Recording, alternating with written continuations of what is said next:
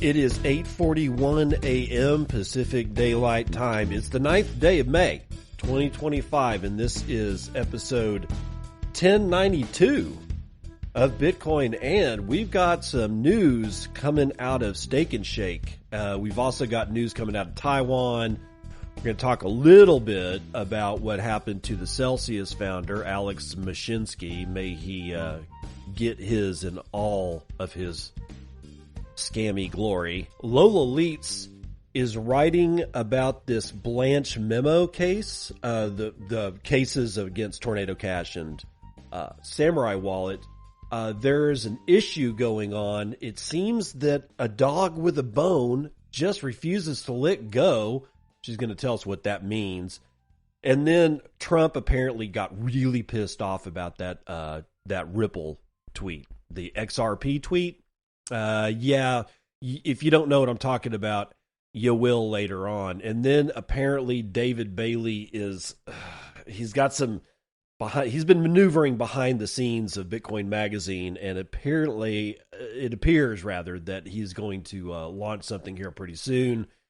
U.S. Treasury Secretary Bessent is very angry about the stablecoin bill, and Meta may be coming back into the pool to do some swimming. I don't know. They've been gone for 3 years as far as cryptocurrency is concerned. I'll tell you what they got planned, but we're going to go right back to the head of the list here. Misteak N Shake, the restaurant, the chain is. Well, they announced today that actually, I guess it was. Yeah, this is dated May the 8th. So yesterday evening, sometime, Misteak N Shake released a tweet that says the following: Misteak N Shake accepting Bitcoin payments at all locations starting May the 16th, making the cryptocurrency available to our more than 100 million customers. The movement is just beginning. Steak Toshi. And then they've got a really nice little graphic here that says Misteak N Shake in the middle, and then it says beef tallow fries around the rim, and then it says Bitcoin around the rim, and then beef tallow fries as you moved around the rim again, and then Bitcoin. So apparently Misteak N Shake is now all about beef tallow fries and Bitcoin. I'm dubious about this. I'm not saying that they're lying. I think that they are going to do this. But is it going to be Lightning Network? Is it going to be, are they going to really wait on 10-minute blocks? How are they planning on doing this? Will eCash be integrated somehow? There's nothing, we have nothing, and this is coming like after next week. I hate these kind of announcements. And the other reason that I'm dubious is that we've seen this crap before. We've seen, in fact, it always happens when you get, well, not always, but the last time I saw a whole raft of people saying, no, our store's going to start taking Bitcoin, was when the price was doing what? When the price was going up, like it has been over the last couple of days. And then nobody actually uses it because people want to save their Bitcoin and spend the fiat, and the stores or the companies in question bail out. That's what I've seen. Sorry, drinking some coffee. So, will it be the same this time? I don't know. But my gut feeling is that that is just going to be it's going to be a nothing burger. That nothing will come of it. That nobody, like, if I had a Misteak N Shake anywhere close to me, and I don't, I would definitely go and see, well, can I use Lightning Network? Because I'm not using main chain to buy a hamburger. That's ridiculous. I would buy a car, a house, a business on main chain. That's what I would be doing on main chain. But if I'm going to buy a hamburger and a Coke and some beef tallow fries, I'm not making a Taproot transaction, a BC1 address transaction. I'm going to use eCash. I'm going to use Lightning Network. And there's no news as to how they're going to process these Bitcoin payments So I kind of don't expect this to go anywhere unless they actually say that they are going to use Lightning. And they best be set up some kind of payment kiosk that teaches people just how to be relatively functional, like team up with Strike or team up with Cash App or somebody who has Lightning integrated into their wallets already that is, especially something like Cash App, which is almost a whole bunch of people use. They already have the ability to use it on their phones. They don't even know it. If they do that, then maybe this has got a chance. Otherwise, I'm just going to forget about it. And we're going to move way on over to Asia, where Taiwan lawmaker is calling for a Bitcoin reserve at a national conference held in Parts Coin Telegraph. Taiwanese lawmaker Ko Ju-chun has called on the government to consider adding Bitcoin to its national reserve, suggesting that it could serve as a hedge against global economic uncertainty. Ko, who is a legislator at large in Taiwan's legislative body, the Legislative Yuan, is what they call it, I guess, took to Twitter on Friday to report that he had advocated Bitcoin investment by the Taiwanese government at the national conference on May the 9th. In his remarks, Ko cited Bitcoin's potential to become a hedge amid global economic risks and urged Taiwan to recognize the cryptocurrency alongside gold and foreign exchange reserves to boost its financial resilience. Ko's announcement came shortly after the legislator held talks with Samson Moe, who advocates for Bitcoin adoption by states like El Salvador, at his BTC tech firm Jan 3. Ko highlighted that Taiwan is an export-driven economy that has experienced significant fluctuations in its national currency, the new Taiwan dollar, amid global inflation and intensifying geopolitical risks.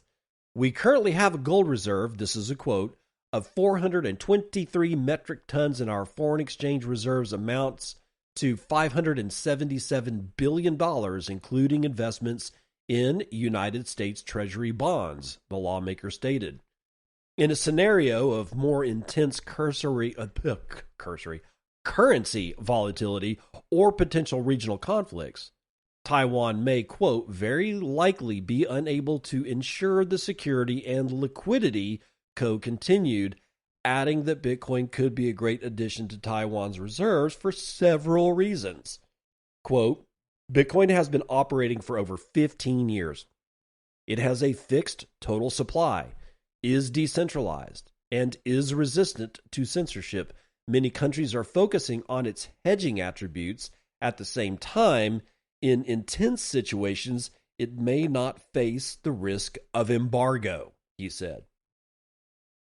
Referring to many global initiatives considering Bitcoin adoption as a reserve asset, Ko stressed that he's not advocating for Bitcoin as the only solution to rising economic challenges. Instead, the legislator suggested adding a small proportion of Bitcoin into the diversified assets as tools for sovereign asset allocation and risk hedging and backup capacity for Taiwan's financial system.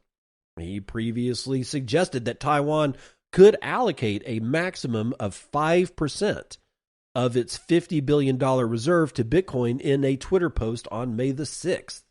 Quote, when exchange rate risk and regional uncertainty increase, it is time to introduce new tools to construct a more flexible financial strategy framework. Quote, as former Dean Chen Chong said, Bitcoin is the gun of the digital era. It may also be the gold of the digital era, the silver of the digital era, or it could be gunpowder. A wise nation will not let weapons be in others' hands, end quote. God, that sounds like a Sun Tzu quote right there from Art of Wars. That sounds exactly like something Sun Tzu said. But the news comes as Taiwan is emerging as a crypto-friendly jurisdiction, with the Financial Supervisory Commission pushing institutional trails of crypto custody services in late 2024. Mainland China continues to maintain its very hostile stance on cryptocurrency after imposing a ban on multiple crypto activities, including mining, way back in 2021, which basically did nothing for China but shoot themselves in the foot and make damn sure that they are never going to be able to be a major world player in mining ever again, unless the government themselves does it, because they're not going to be able to rely on the private sector after they basically tore a hole through the private sector in 2021 when they said, hey, mining's illegal, and you saw what happened. Everybody picked up their football and they went home. Or, well, actually, they didn't go home. They went to other parts. Texas was the largest international beneficiary of China's mining ban. And if China says, you know what, we want you guys back, you know what those guys will say? No. We're tired of the uncertainty. It costs too much to move. It costs too much to renegotiate with brand new suppliers for power contracts. We're not doing it. China lost. I'm sorry, but China lost. They're never getting mining back ever again. And if I had my way, the following gentleman would never see the light of day in his entire life. And that would be Celsius founder Alex Mashinsky, who has been sentenced to 12 years in prison for fraud. And this is CoinDesk, and it's written by Cheyenne Ligon. Alex Mashinsky, founder and former CEO of bankrupt crypto lending platform Celsius Network, has been sentenced to 12 years in prison on Thursday for fraud. Judge John Codall of the Southern District of New York handed down the sentence, saying the 12 years, composed of a 120-month sentence to be served concurrently with a separate 144-month sentence for the two charges Mashinsky pled guilty to, reflected Mashinsky's, quote, extremely serious crimes. The sentence splits the difference between the mere 1 year and a day in prison requested by his defense team and the 20 years suggested by prosecutors. He has also agreed to forfeit $48 million in several pieces of real estate. Quote, no matter what the sentence will not cure the monetary or psychological harm caused to the victims, Judge Codall said. So, yeah, Mashinsky is going down in a big way. And I honestly, 12 years isn't enough for what Mashinsky has done. But we are not done with the Southern District of New York. Not by a long shot, because Lola Leitz has quite a few things to say about what's going on with the Tornado Cash case and the Samurai Wallet cases after the Blanche memo. So let's just rip into it. And this is by, of course, Lola Leitz, written yesterday from therage.co. That's her newsletter. Districts dropping Blanche memo cases. SDNY still won't comply. What does that mean? Well, a district court in New Jersey has dismissed charges against Christopher James Scalin, a Utah resident who provided cryptocurrency services to clients. Quote, the Department of Justice's recent April 7th, 2025 policy memorandum ending regulation by prosecution reinforced that criminal prosecutions should be restrained where ambiguity exists, and especially where delay results in disproportionate prejudice, argued Scalin in reply to the government's opposition to his previous motion to dismiss. The charges against Scalin of conspiracy to operate an unlicensed money service business were dismissed by the court on April the 30th.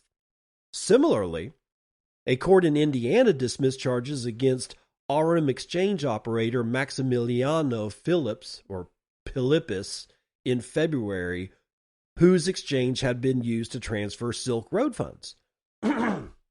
Because FinCEN had issued no guidance on cryptocurrency services prior to the year 2013, Philippus could not be held accountable for operating an unlicensed money service business, as the regulations had been, accused of violating, he had been accused of violating, had not even existed.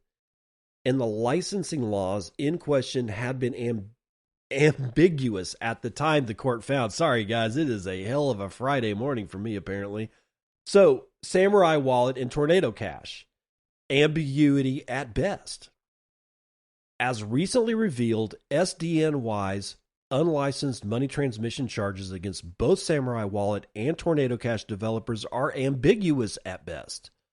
Scholars, advocacy groups, and think tanks alike have long argued that FinCEN's 2019 guidance on cryptocurrency services exempted services like Samurai Wallet and Tornado Cash from registering as money service businesses. Previously suppressed evidence in the case against Samurai Wallet developers has now confirmed that FinCEN, too, has been under the impression that the design of services like Samurai Wallet exempts them from registration requirements. Quote, they acknowledged that we can make arguments about functional control of the cryptocurrency, likely referring to control over the user interface and servers. Quote, but that has never been addressed in the guidance, and so it could be a difficult argument for us, end quote, prosecutors wrote in an email following conversations with the regulator.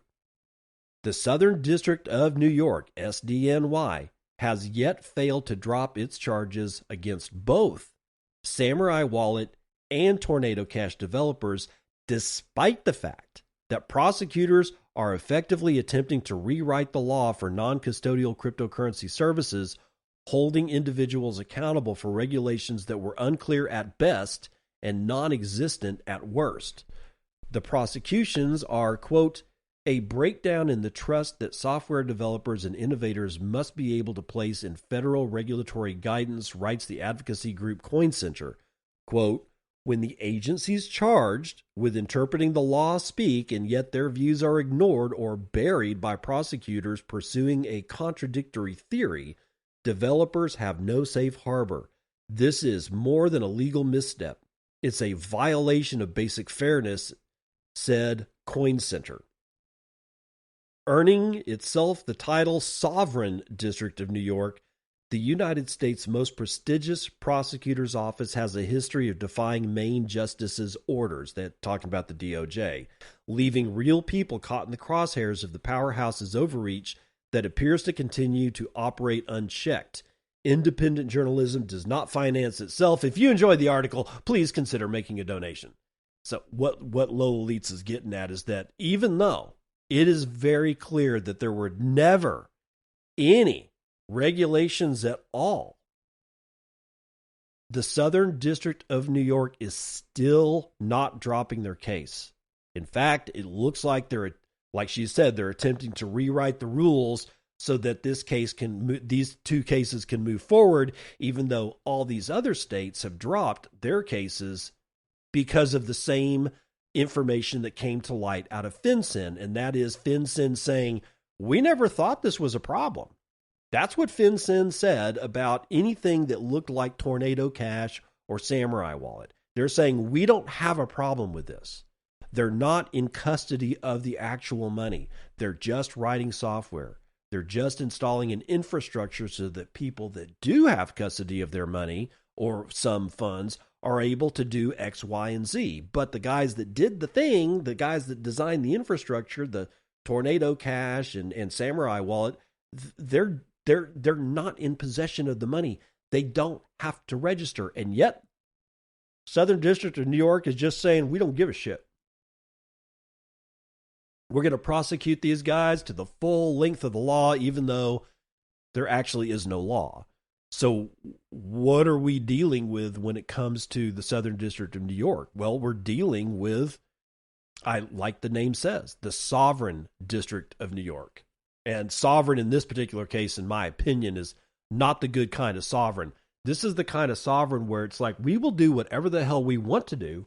We don't care what the law says, and we're going to continue to do it. We're going to continue to ruin lives, and we don't care.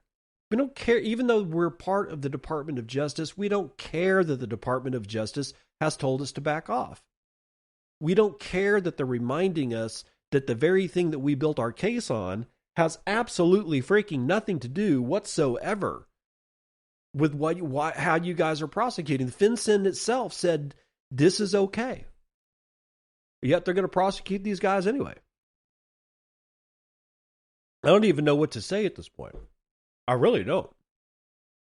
The whole thing is bizarre. I don't know why DOJ hasn't sent a plane load of people out there to the Southern District of New York to say, this is how it's going to be. You're going to back off. I don't get it, especially with the Trump administration basically, being all crypto friendly. You'd think he would say, get your ass out there, DOJ, and tell them what's up. I guess it's not going to happen, but in the meantime, we'll have to wait to see where this goes. I still don't see this as being a prosecutable case any longer, either one of these cases. But while we wait to see, we'll run the numbers.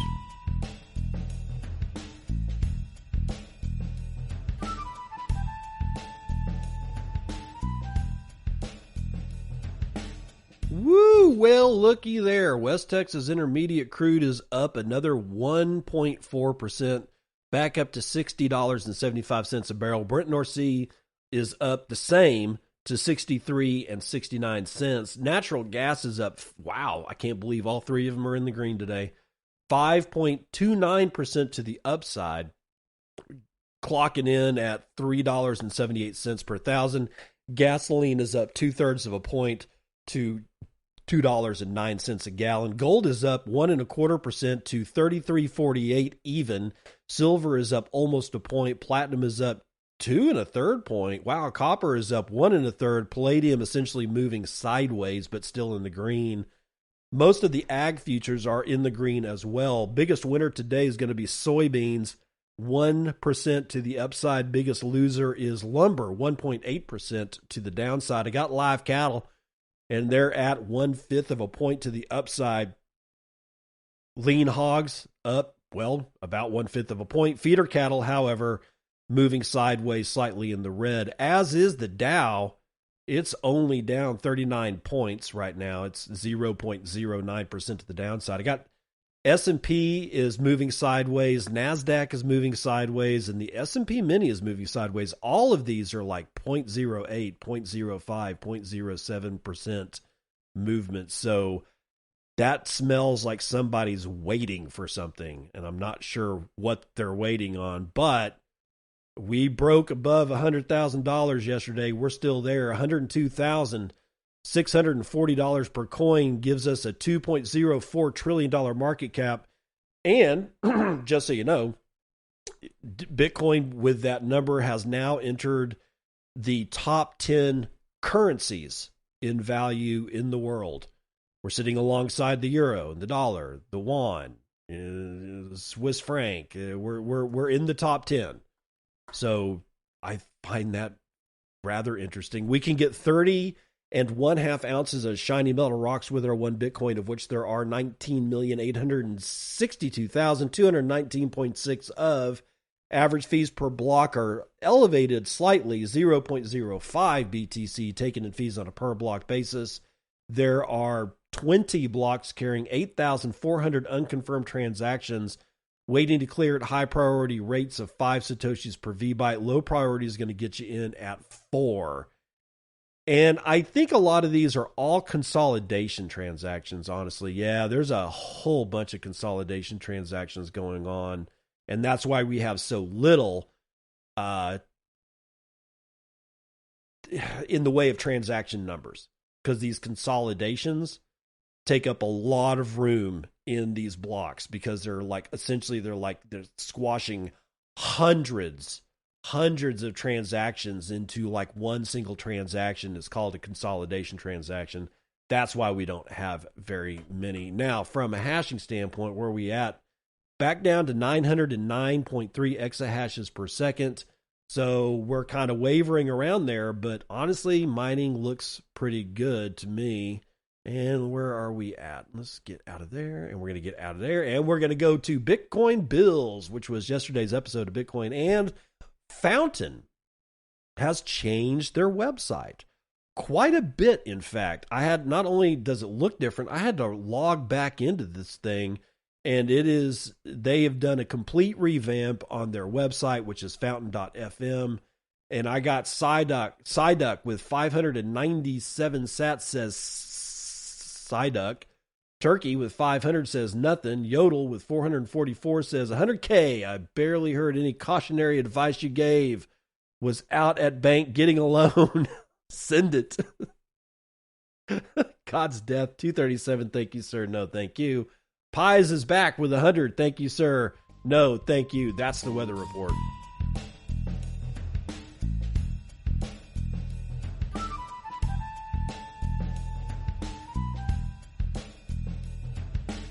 Welcome to part 2 of the news you can use as if you needed any other evidence that Ripple, the people behind XRP token, were scummy, disgusting, horrible human beings. Well, we've got this one. Trump is furious after a lobbyist behind the XRP-tied crypto post revealed to have worked for Ripple, according to a report from Politico. R.T. Watson is writing this one for The Block. President Donald Trump was reportedly upset after he learned his Truth Social post saying that Ripple, or rather XRP, Solana, and Cardano should be included in a crypto strategic reserve was crafted by a lobbyist firm working for Ripple, according to Politico, which cited anonymous sources. An employee of Ballard Partners, the lobbying group run by Brian Ballard, is said to have provided Trump with a message that they thought the president should write, according to Politico. Trump then posted the missive, according to Politico, but then became angry when he learned that Ballard worked for Ripple, the report also said. Why would you expect anything less from anything connected to Brad Garlinghouse and that fat, bearded idiot who's Chris Larson? None of these people need to be walking around as free men. They need to be in prison. I'm sorry, but that's just the way it is. Trump's Truth Social post from March read, quote, "A U.S. crypto reserve will elevate this critical industry after years of corrupt attacks by the Biden administration, which is why my executive order on digital assets directed the presidential working group to move forward on a crypto strategic reserve that includes XRP, SOL, and ADA. I will make sure the U.S. is the crypto capital of the world," end quote. Cardano, XRP, and Solana all rose in price after Trump's post. The president later clarified that the planned reserve would also hold Bitcoin and shitcoin numero uno. Although Ripple maintains that it does not control XRP, bullshit, it is the company most closely associated with the token.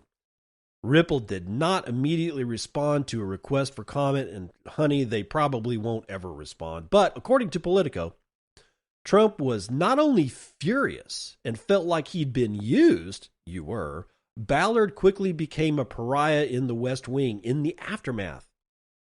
Ballard Partners did not immediately respond to a request for comment, and honey, they probably won't. Politico also reported that Ballard's image as a Trump whisperer has allowed his firm to rack up a staggering 130 new clients since the November election, including Chevron, JP Morgan, Palantir, Netflix, Bayer Pharmaceuticals, United Airlines, and T-Mobile. God dang, man. In March, Trump signed another executive order to create U.S. Strategic Bitcoin Reserve. So, yeah, that's why that Truth Social post happened, because of a lobbyist that was clearly working for Ripple and Chris Larson and Brad Garlinghouse. That's who these people are. And I just don't understand the people that are just the Ripple heads. I don't see how you can look at this and not just go, it's disgusting. And a lot of people are going to find this next one disgusting too.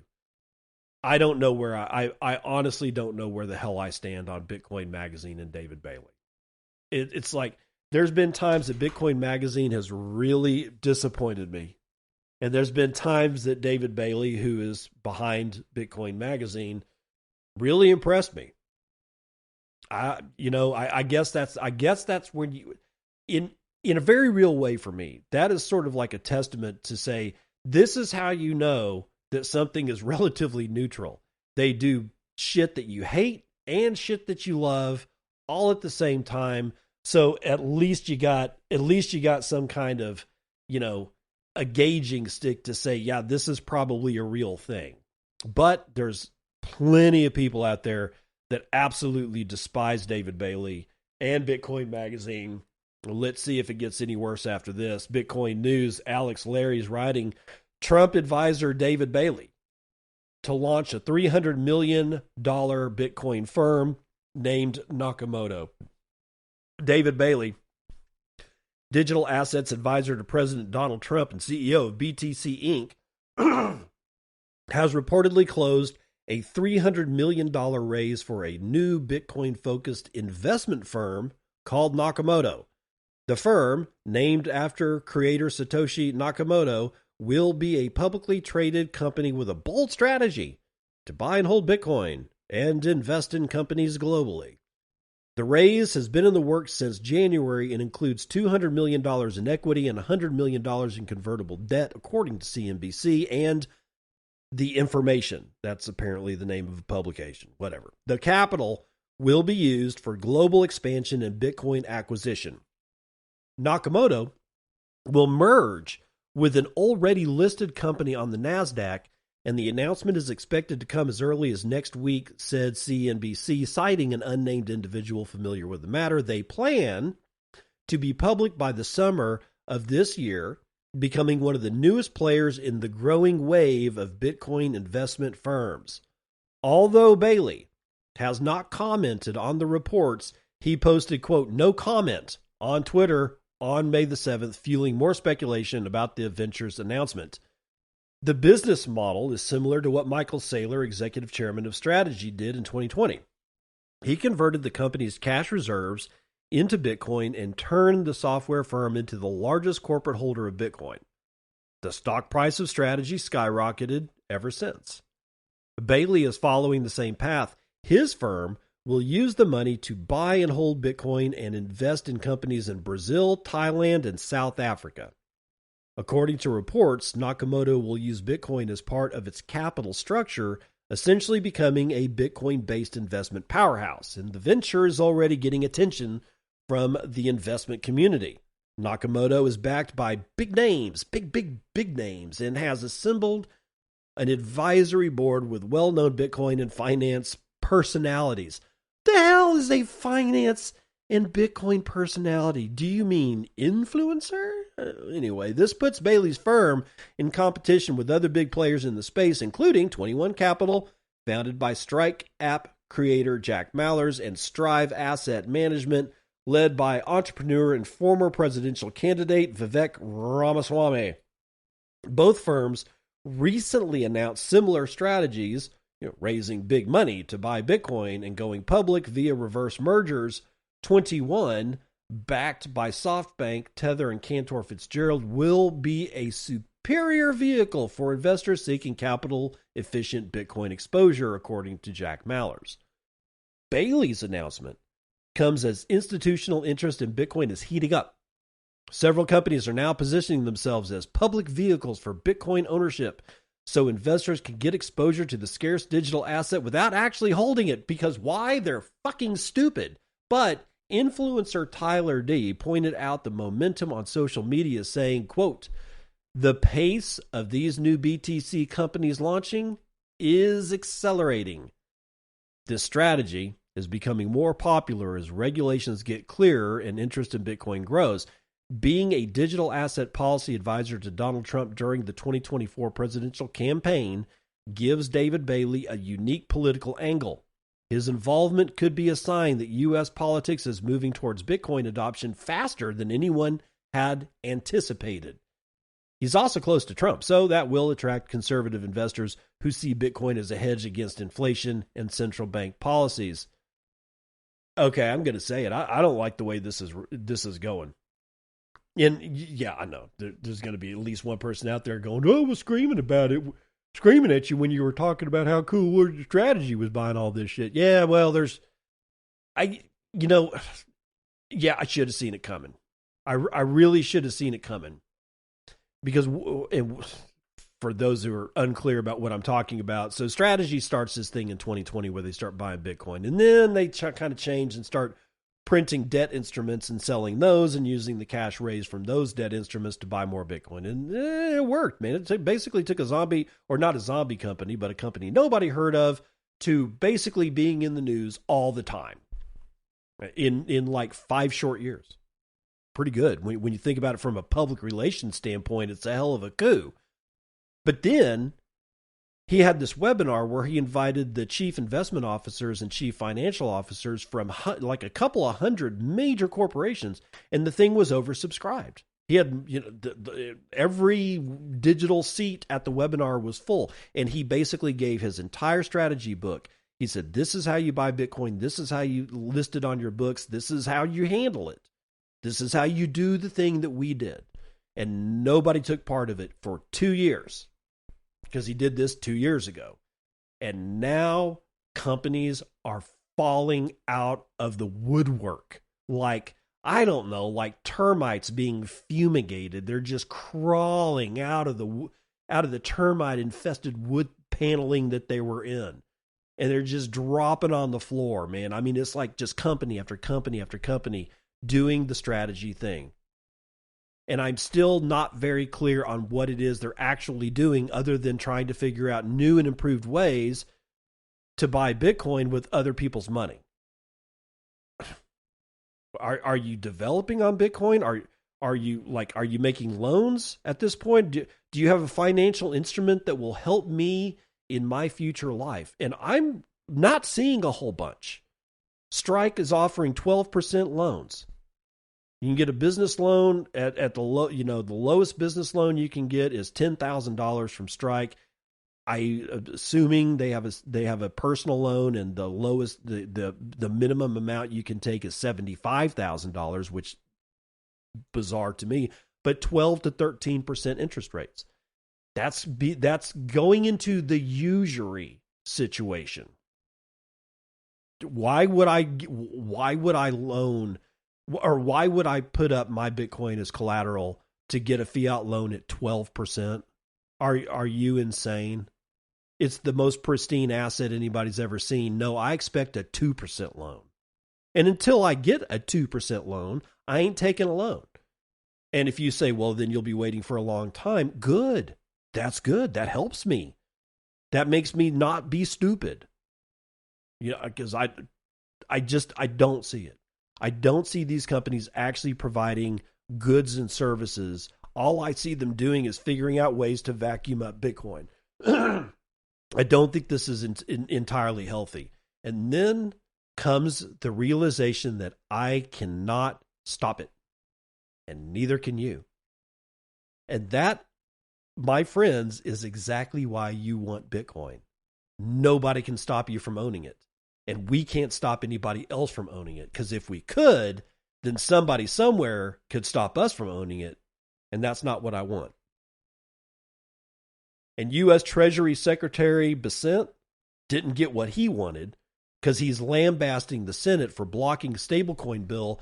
It calls it a missed opportunity for American leadership, according to James Hunt, who's writing it for The Block. U.S. Treasury Secretary Scott Bessent lambasted the Senate's decision on Thursday to halt the progress of the Genius Act amid rising tensions over President Donald Trump's increasing crypto involvement and concerns about specific aspects of the proposed stablecoin bill. Quote, "For stablecoins and other digital assets to thrive globally, the world needs American leadership," Bessent posted on Twitter. Quote, "The Senate missed an opportunity to provide that leadership today by failing to advance the Genius Act," end quote. Secretary Bessent went on to describe the bill as representing a once-in-a-generation opportunity to expand dollar dominance and boost U.S. influence in financial innovation. He argued that without such legislation, stablecoins will remain governed by a fragmented set of state rules rather than a unified federal approach that better supports growth and global competitiveness. Quote, "The world is watching while American lawmakers twiddle their thumbs. Senators who voted to stonewall U.S. ingenuity today face a simple choice. Either step up and lead or watch digital asset innovation move offshore." End quote. The Senate Banking Committee earlier voted to advance the Genius Act in March. The bill requires stablecoins to have 100% reserve backing with U.S. dollars and similarly liquid assets, annual audits, and prohibits foreign issuance in the country. The Senate voted 49 to 48 against the bill in its current form on Thursday, with Senators Josh Hawley and Rand Paul joining Democrats in opposing the procedural vote. Oh, well, it's because Rand Paul votes against everything. God, I love Rand Paul. While the Genius Act bill resulted from bipartisan negotiations, Democrats recently raised concerns about unfinished bill text, foreign issuer oversight, and anti-money laundering provisions. Senator Mark Warner said he couldn't support legislation that wasn't yet finalized. And Senate Majority Leader John Thune, despite also voting no, said he did not allow the bill to be reconsidered later, criticizing the Democrats amid the multiple versions made in an attempt to address their concerns. Quote, I just have to say, frankly, I just don't get it. I don't know what more they want, end quote. No, they just don't want it to pass. This has nothing to do with stablecoin. This is something they can block and something that Trump wants. And if Trump wants it and they can destroy it, that's what they're going to do, because that's the way politics works. It's the same way with Biden. I mean, let's be very clear here. But tensions deepened as Trump's personal and financial ties to crypto, including meme coin launches, $1.5 million per plate crypto fundraisers. What? A $1.5 million per plate buy-in at a crypto fundraiser? If somebody knows what that fundraiser was, could you send me the story on that? Because $1.5 million seems a bit steep. But backing DeFi project World Liberty Financial, which has its own stablecoin, this has all sparked accusations of conflict of interest ahead of the vote. Yeah, it is a conflict of interest. That's why it's sparking that, because it is. And for those people that are out there going, oh, you just don't like Trump, it has nothing to do with whether or not I like Trump or whether or not I hate Trump. I'm neutral on Orange Man. It's a conflict of interest. It just is. I don't see how hard this is to get through people's heads. Just because I'm saying the thing that this is a conflict of interest does not mean that I hate Trump. It does not mean that I love Trump. It does not mean that it means nothing. I'm just telling you.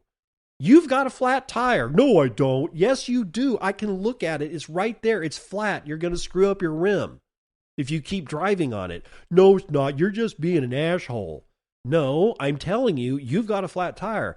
I'm telling you, this is a conflict of interest.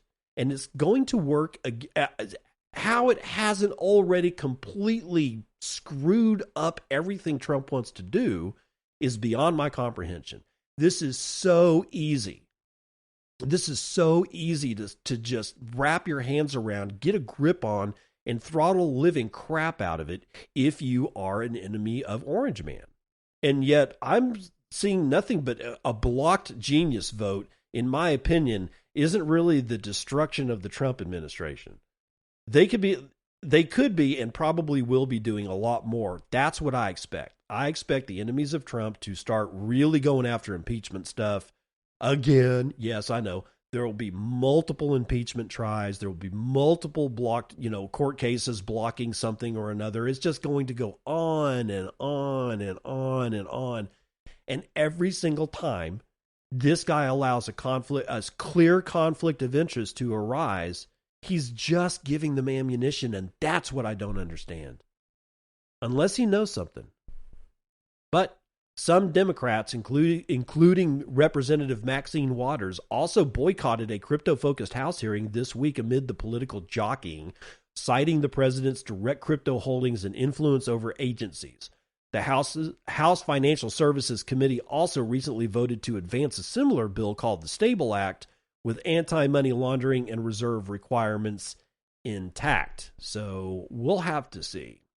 I'm not all that worried about whether or not the Genius Act fails or passes or goes back to committee for rewrites. I don't care. I just don't. And I disagree with Scott Bessent. It's not going to do something like cause, a huge offshoring. It's just going, because most of the stable coins are like USDC, I think, is the only American-based stablecoin that there is. USDT is not in the United States. It's Tether, and Tether is not based in the United States. They're in El Salvador, as far as I can tell now. What Bessent should be saying is that we can't onshore this stuff. We can't bring Tether into the fold without the Genius Act. We can't bring these other stablecoin issuers onto United States soil without Stable Act and Genius Act. So please get off your ass. It's not going to cause anybody to leave except USDC, and I don't give a shit about Circle. Jeremy Allaire can go, run off a cliff and take a nice little dive into the ocean and get out of my life for the rest of it, because he doesn't like Bitcoin.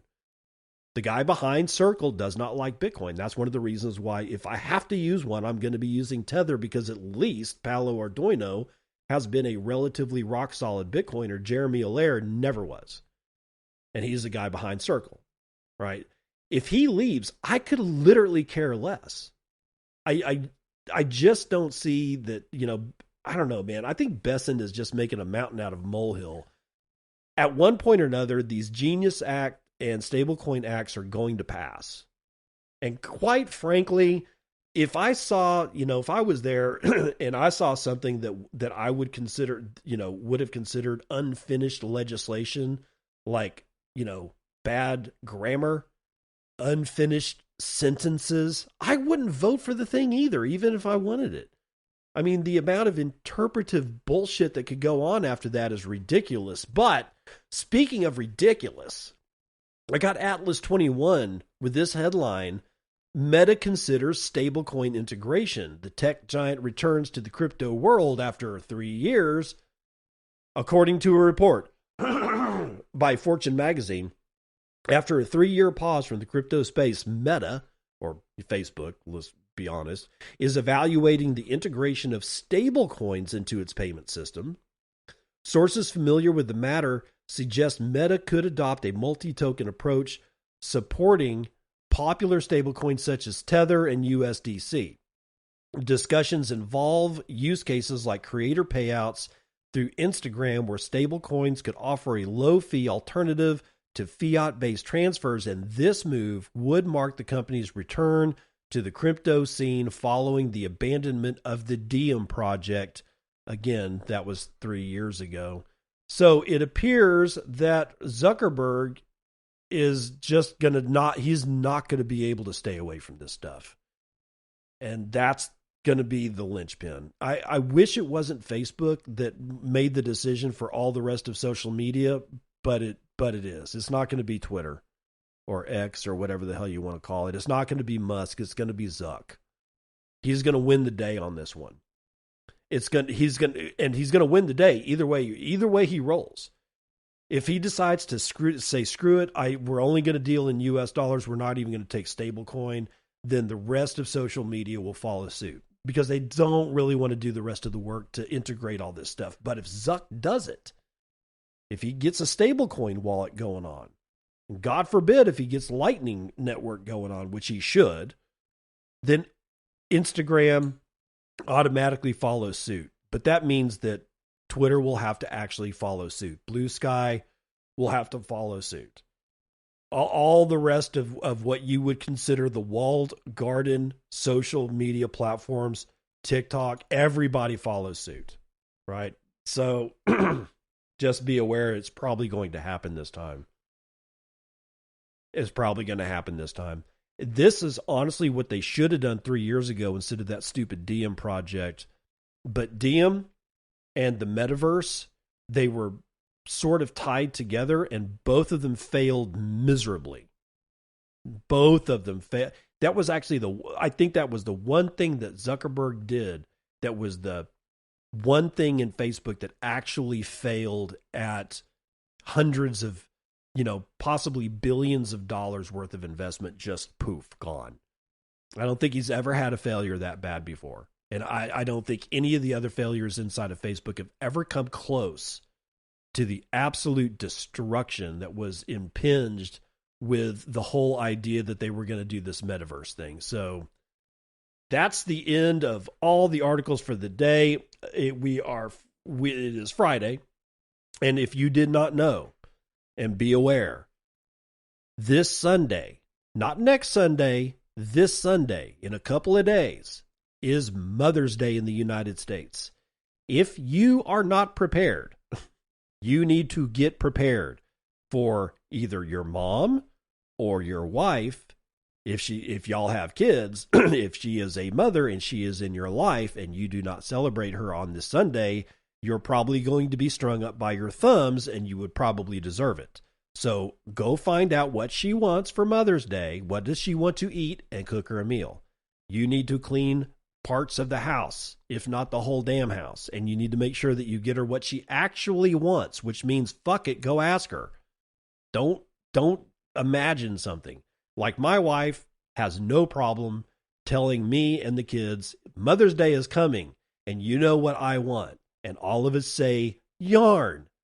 You like to knit, so you want yarn. I'm not going to interpret that as a yarn-like thing. I'm going to just go get her yarn.